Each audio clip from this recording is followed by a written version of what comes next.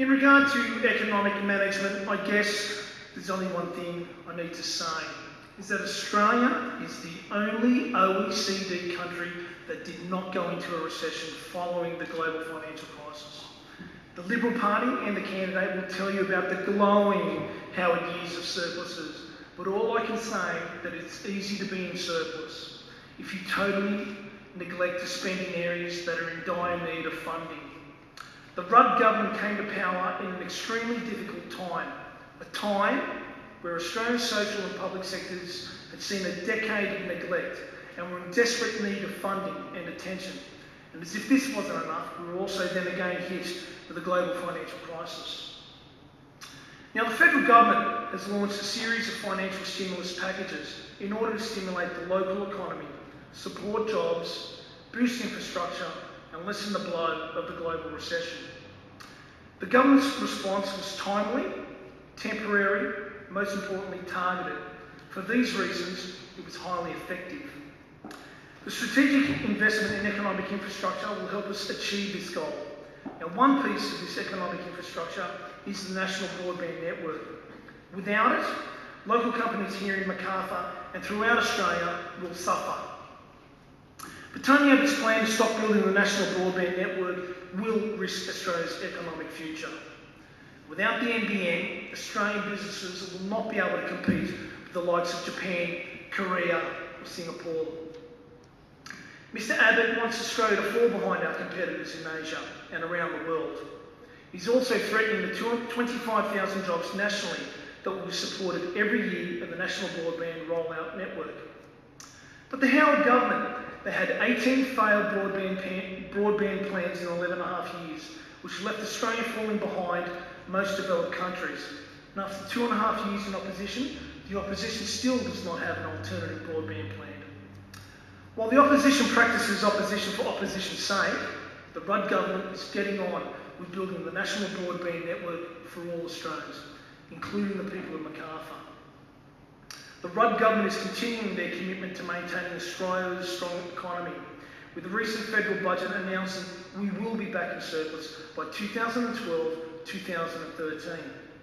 But Joe Hockey and Barnaby Joyce have run a scare campaign about Australia borrowing debt. But let me tell you, it has no economic credibility.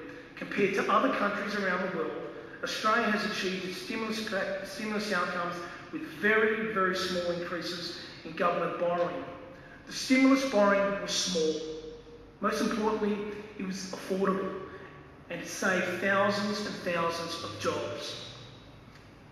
To get a gauge on Rudd's economic track record, here are some interesting details. $2.4 billion wasted on a failed pink bat scheme. The number of deaths, 140 house fires. Tragic. Billions of dollars in rip-offs and rorts under the BER scheme. $46 million of tax bonuses given to deceased estates, those living overseas, and even individuals imprisoned in our jails. Who are we kidding? A $1 billion blowout of the failed laptop budget. $4 million every time a boat arrives on our shores due to softening of our border security. Most recently, you've heard it on the news this week, spending $38 million in doing a backflip of your money to advertise his new mining tax that will jeopardise jobs in the Macarthur region. Have no hesitation, the mining super tax will put pressure on Macarthur families. 1 in 5 in our community are directly or indirectly affected by the mining industry. Have a listen to David Fuller in the PM Engineering. He recently told Tony Abbott and myself that he employs over 1,000 people in his Narellan-based business. And he has very real fears that this mining tax could hurt the working families of Macarthur. My Labor candidate will boast that his government will return the budget to a surplus in 3 years. Absolute fantasy. Macarthur's GP clinics too, 2 in 1, 3 years, 54 years to attain them. It's important that you know that this government is keeping this tradition of lying to the people of Macarthur. They have already included the profits of the mining super tax into its estimates before it has even been passed. That's a good job.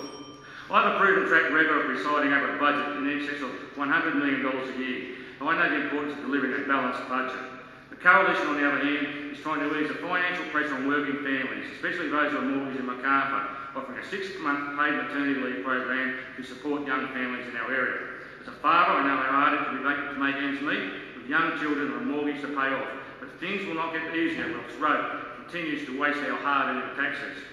Let me make one thing very clear. Work Choices is dead. It's history, gone. My Labor opponent will no doubt bring this up, but I bet he won't explain why his government has wasted millions and millions of dollars on a fear campaign.